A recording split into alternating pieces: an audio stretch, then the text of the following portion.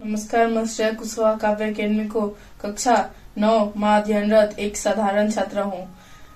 आज म यहाँ कुनै राजनीतिक विचार लिएर हैन, एक विद्यार्थीको पीड़ा र भविष्यको चिन्ता लिएर बोलेकी छु।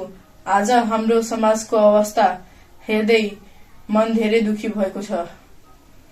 बारम्बार हुने विवाद, हडताल र विदाले हाम्रो पढाइमा निरन्तर प्रभावित भएको छ।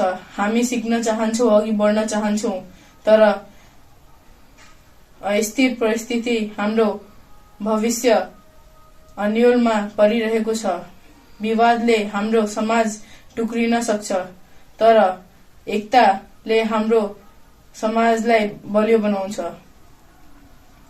एउटै देशको नागरिक भएर हामी एउटै समाजको सदस्य भएर एकअर्कासँग लड्छौं र कुनै पनि कुरामा एकअर्कामाथि झुक्छौं। तर त्यसरी नगरेर हामी एकअर्कासँग मिलेर बस्यौं भने हाम्रो देशको पनि अगाडि बढ्छौं। तर हामी त्यही कुरामा झगडा गर्छौं, लड्छौं। त्यसैकारण हडताल, विदा, स्कुल बन्द, कारफुल यस्तो घटनाहरूले हाम्रो पढाइ पनि बिग्रिन्छ। हाम्रो भविष्य अन्धकारतिर गइरहेको छ। तपाईहरू यो कुराले धेरै भन्दा धेरै बुझिदिनुहोस्। धन्यवाद।